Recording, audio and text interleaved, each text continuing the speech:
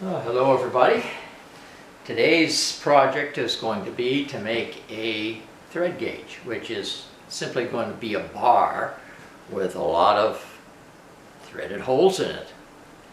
So for the bar, I'm going to use this stock right here. It's a 1/4 inch thick and 3/4 of an inch wide.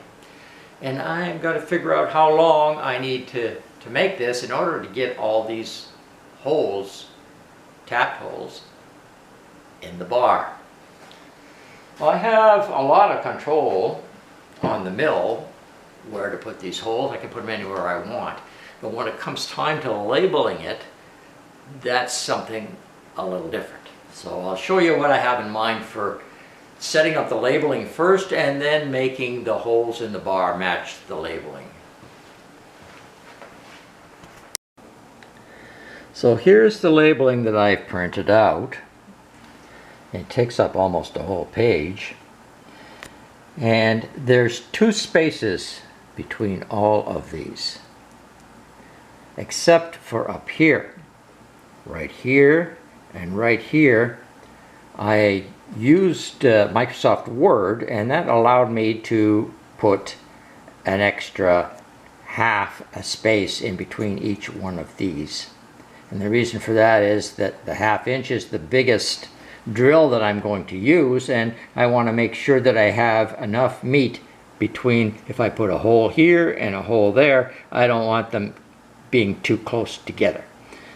So that's what I've done for my labeling, and I'll be using these to label all the holes, tapped holes, so that I know what they are. The whole thing comes to, I think I'm going to use a metal bar about 10 inches long. Make sure we get a little space at the ends as well. I've got my 10-inch bar, and I'm going to be using a wood base to mount this in, and I'm going to be using a 3/4 inch mill cutter to do that. So I'm going to put a rounded end on here that should match where I put the cutter on the mill. And I'll use a belt grinder to do it.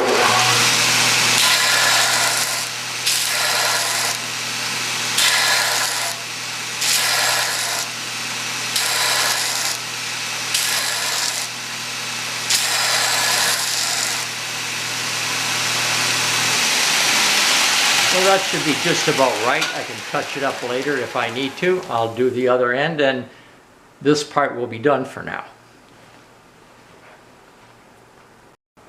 I'm going to make the base 11 inches long. That'll give me about a 1/2 inch on each end when I put the bar in the recessed slot.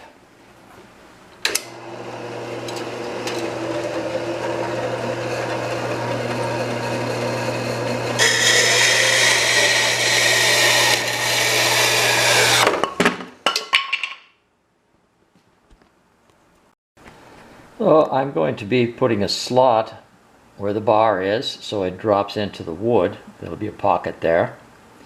And that's about a 1/2 inch back right now. The wood is 2 inches 400 wide. That will leave me this space up here where I can put my labeling, which is going to go on something like this.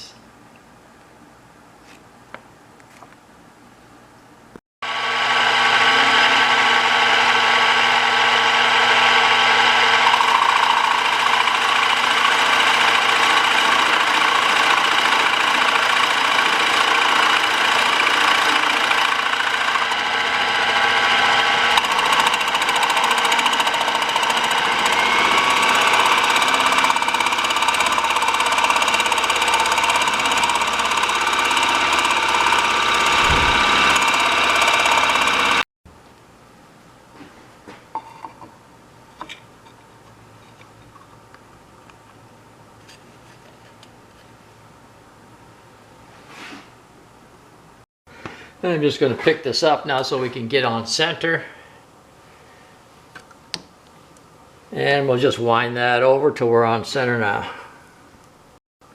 So now you can see why I made the numbers first, and I can now mark somewhere where they should be going.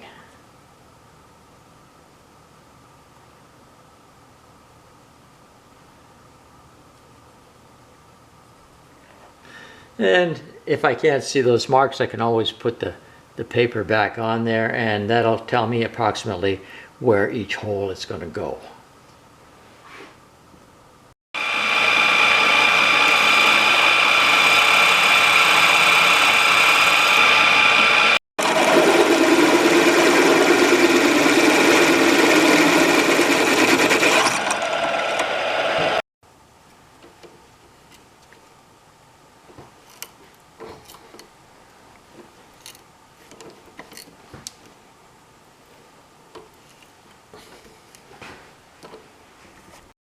So here's the finished product with all the labels on it.